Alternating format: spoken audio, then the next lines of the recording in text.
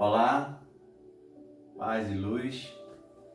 Nós estamos finalmente chegando ao nosso penúltimo vídeo da nossa série O que nós aprendemos com os mitos gregos.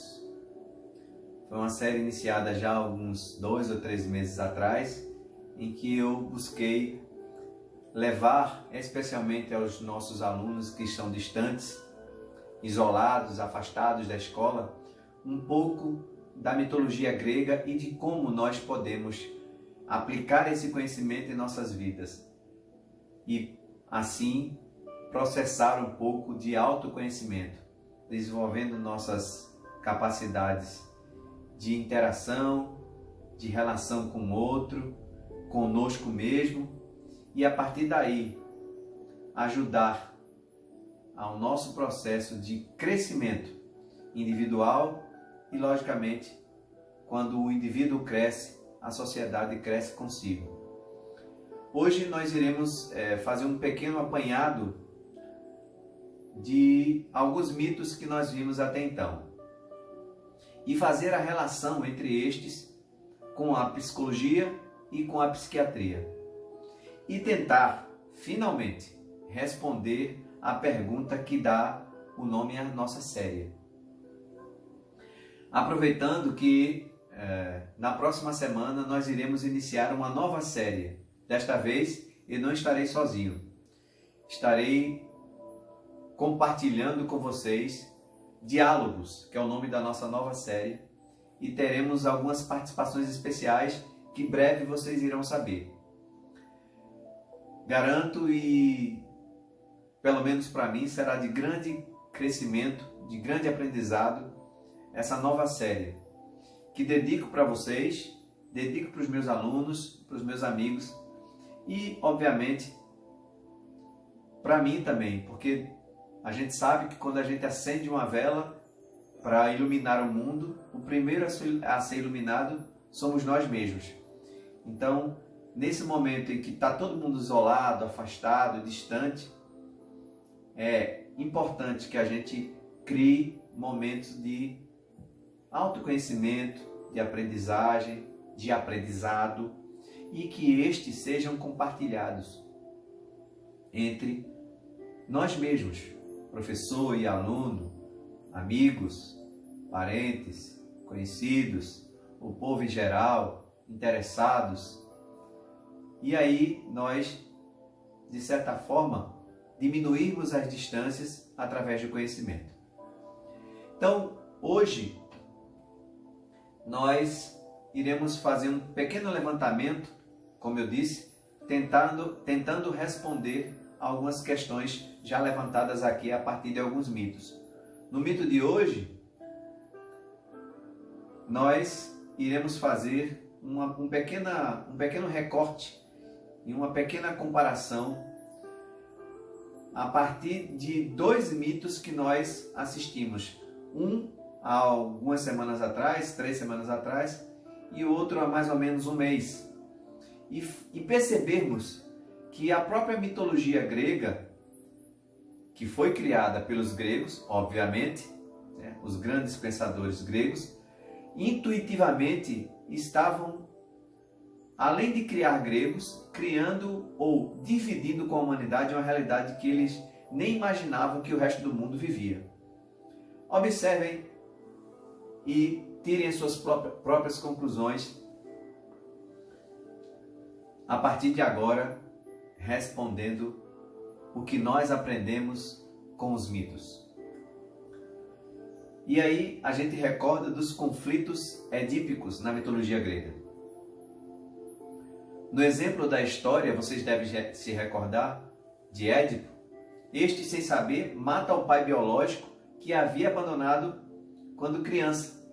Retorna para sua cidade natal e logo após salvar a cidade da criatura chamada Esfinge, lembram?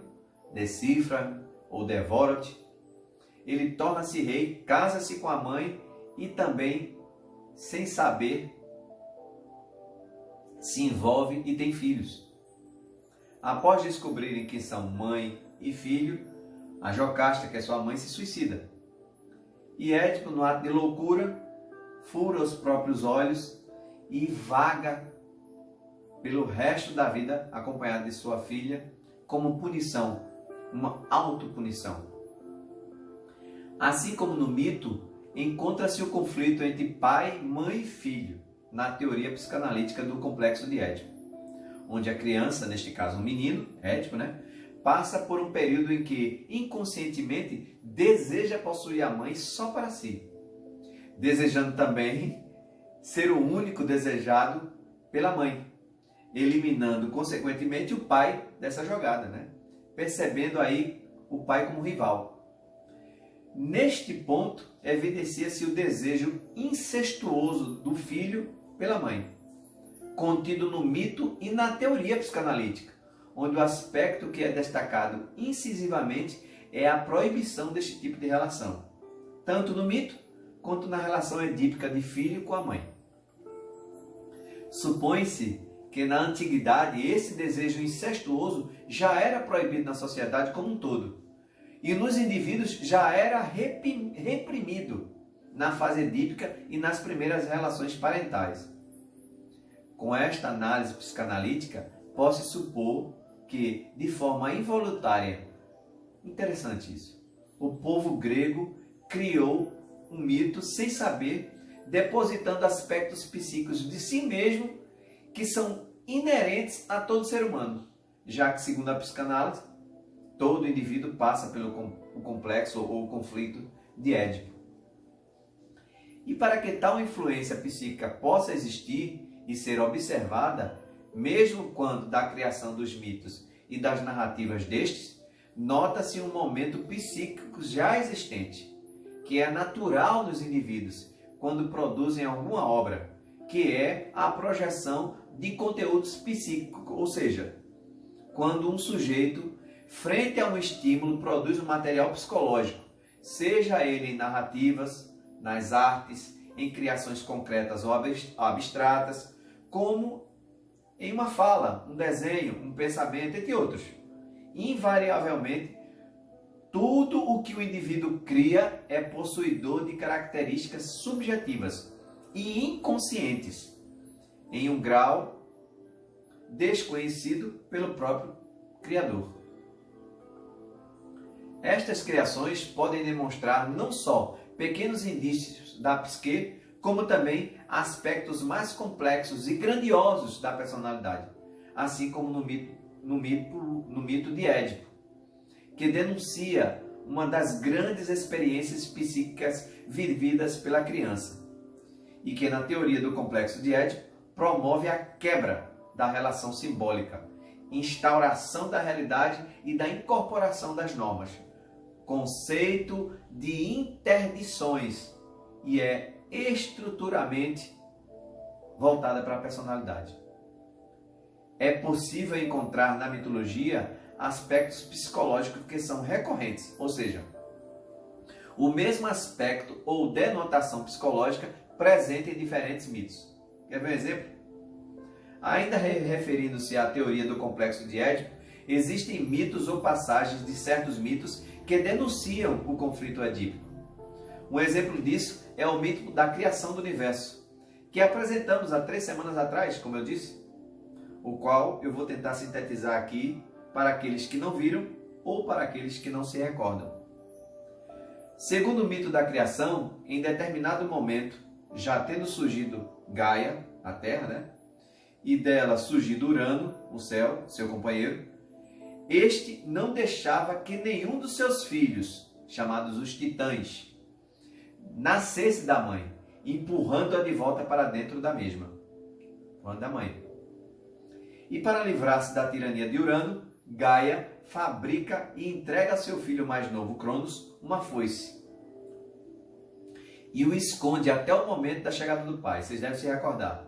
Então, Cronos, com uma foice, surpreende o pai e decepa a sua genitália, atirando no mar, fazendo assim com que este volte e se estabeleça em definitivo na parte superior do mundo, amaldiçoando-o a ter o mesmo destino, ou seja, ser deposto pelo filho.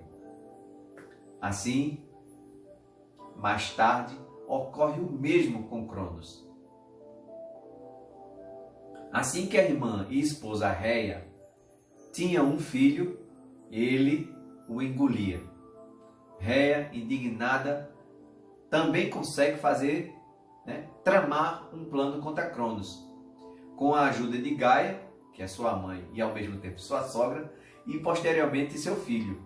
Assim, escapando de ser engolido, Zeus cresce e engana o pai, liberando da barriga todos os seus irmãos, os 5. Depois de uma longa batalha, Zeus e seus irmãos vencem e tornam-se regentes do universo, auxiliando uns rivais e também exilando os outros seus pais, o seu pai e os outros deuses, a serem condenados a viver no Tártaro, atribuindo punições diferentes para alguns. Estes recortes da história mostram um conflito pelo poder e a rivalidade entre pai e filho. Fica claro, né? Que é encontrada também no complexo de Édipo. Ou seja, assim como no complexo de Édipo existiu o conflito da tríade, né? De pai, de mãe e de filho, também entre os deuses primordiais e seus filhos houve esse mesmo conflito, essa mesma guerra, essa mesma briga de poder. Segundo a psicanálise, então, o complexo de Édipo compreende o momento do desenvolvimento em que a relação pai-mãe-filho baseia-se na detenção do poder, que é chamada pela psicanálise de falo. O falo é sempre aquilo de que se tem falta, né? Que pode completar o sujeito, tornando-o perfeito. Na relação entre os deuses primordiais, há uma disputa de poder. Gaia, ora se interessa em permanecer com Urano, logicamente é seu irmão e seu marido, que completa a mesma no primeiro momento como companheiro, mas também se interessa em libertar os filhos que sofrem injustiça do pai, seu marido, que nesse caso detém todo o poder da vida dos próprios filhos e da esposa. Nessa relação edípica, o filho de Cronos consegue destronar o pai. Fato que não ocorre em relação real, nesta tríade que se desfecha em relação de forma saudável, mesmo que haja o complexo edípico. Desta relação, inconscientemente, todos os membros da tríade têm a sensação de castração. Observe. A mãe entende que não pode viver apenas para o filho. O pai entende que não é o único a ser amado pela mãe, assim como o filho renuncia ao desejo pela mãe.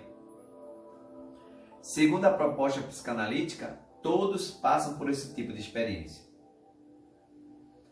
Aqui percebe-se que, tanto no caso de Gaia e Urano, quanto no de Cronos, Zeus e Réia, a história se repete e a simbolização da relação edípica de poder também. Assim, nota-se o mesmo aspecto da vivência psíquica entre diferentes momentos do mito. Compreende-se também que esse momento, esse mesmo aspecto, é percebido tanto no mito da criação quanto no mítico de Édipo. Isso já ficou claro, né? Reforçando ainda mais a suposição de que os povos gregos projetavam, sem conhecimento de tal processo, aspectos psíquicos inconscientes de si mesmos em vários de seus mitos, mesmo que estes aparentemente contenham mensagens e princípios de moral bem distintas. Então a gente percebe aí, de forma resumida, né, que os gregos, mesmo sem perceber ou percebendo, a gente não sabe, eles projetavam, através dos seus mitos, das suas criações, as suas próprias personalidades, os seus próprios conflitos, os seus próprios desejos. E,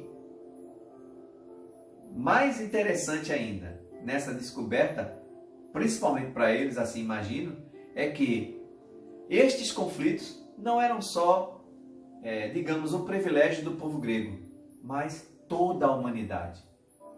Daí a psicologia, a psiquiatria, a psicanálise se utilizar desses mitos para justamente estudar o comportamento dos seres humanos.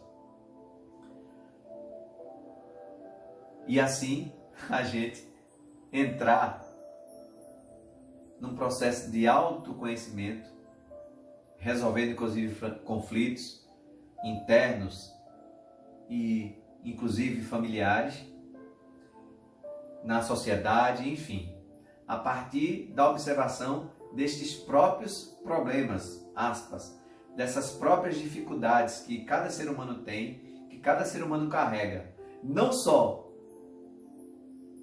no Olimpo, como na vida comum na Grécia e, obviamente, entre nós.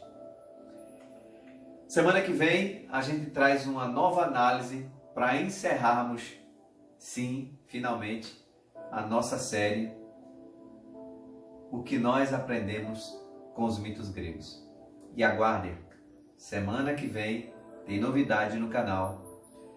Tem mais uma série que nós chamaremos de Diálogos. Até lá!